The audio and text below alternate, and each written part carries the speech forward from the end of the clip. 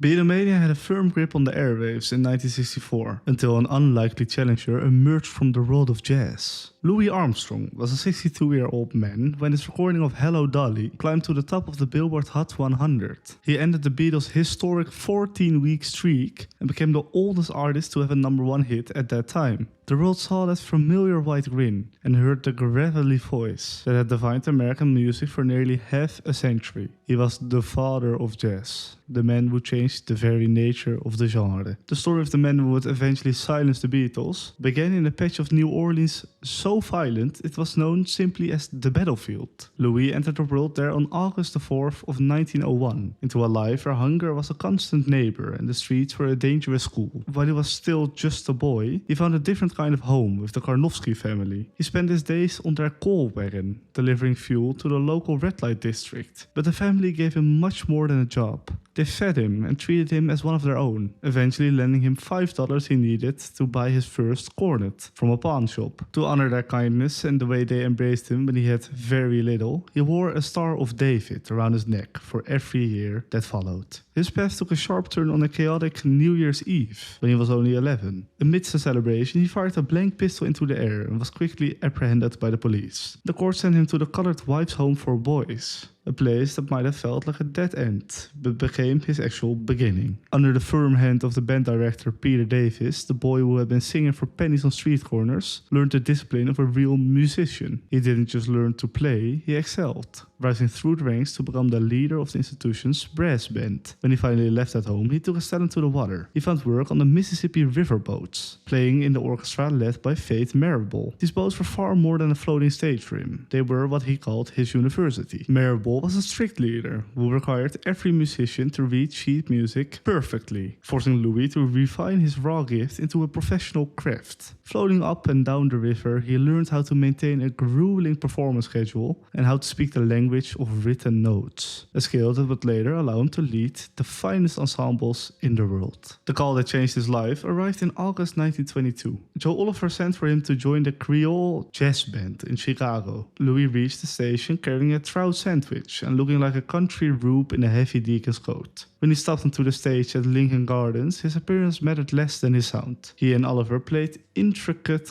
cornet breaks together that became the talk of the city. Local musicians spent their nights trying to understand how the two men traded phrases with such speed and harmony. These duets were so perfectly synchronized that they appeared to be the result of instantaneous inspiration. Lil Harlan was the pianist for the group and a woman with a college education. She recognized that Louis had a gift that could not be limited by the ensemble style of another leader. After they married in 1924, she became the primary force behind his decision to strike out on his own. She urged him to find stardom in New York with the Fletcher Henderson Orchestra. While playing at the Roseland Ballroom, he taught the city musicians how to swing. His presence transformed their stiff arrangement into a more inventive type of jazz. He returned to Chicago in 1925 and began the recording sessions that would define the next century of music. Under the names of the Hot 5 and the Hot 7, he recorded tracks like Potato Head Blues and the celebrated West End Blues. These sessions moved the music away from group playing and toward the art of the individual soloist. On his 1926 recording of Heebie Jeebies, an accident helped him discover a new way to sing. He reportedly dropped his lyric sheet and started improvising wordless sounds to keep the performance going. This introduction of scat singing showed that his voice was as flexible and as expressive as his horn. His technical skill on the trumpet broke through every existing limit of the instrument. He extended the range of the horn to reach high notes that others found impossible. At a time when a high C was considered extraordinary, he was playing high F notes. He introduced new expressive devices into the language of jazz.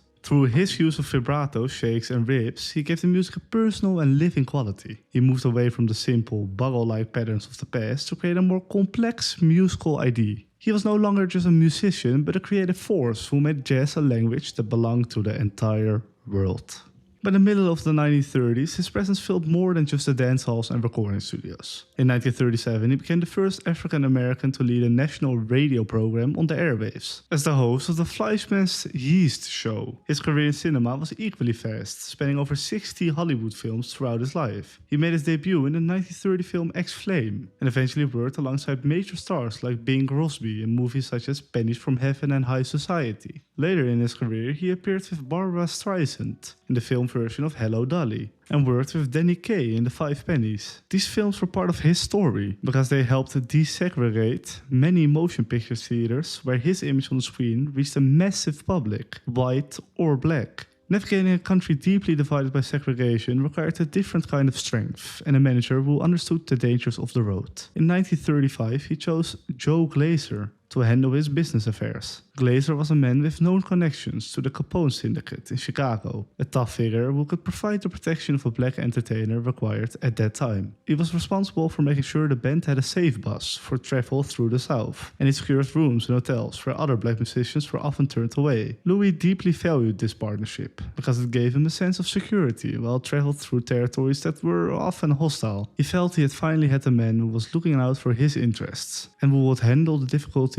of segregated society. His reach eventually extended across the oceans to every corner of the earth. The United States Department recognized his universal appeal and sent him on tours of Africa, Europe and Asia. People everywhere were transformed by his music and his spirit. And his popularity was so great that he was given the name Ambassador Sage. He visited places like Accra in Ghana or Tokyo in Japan, representing the nation as a symbol of goodwill and love. Yet he also remained a man of deep connections who was willing to challenge the government he represented on behalf of his people. When the Little Rock Nine were mistreated during the 1957 school integration crisis in Arkansas, he did not stay silent. He publicly criticized President Eisenhower for his lack of action, calling the leader gutless and two-faced in response to the horrendous treatment of the students. In an act of protest, he cancelled a planned diplomatic tour of the Soviet Union to show his support for the civil rights activists at home. He was a man who believed that his trumpet was not prejudiced and that a note was a note in any language.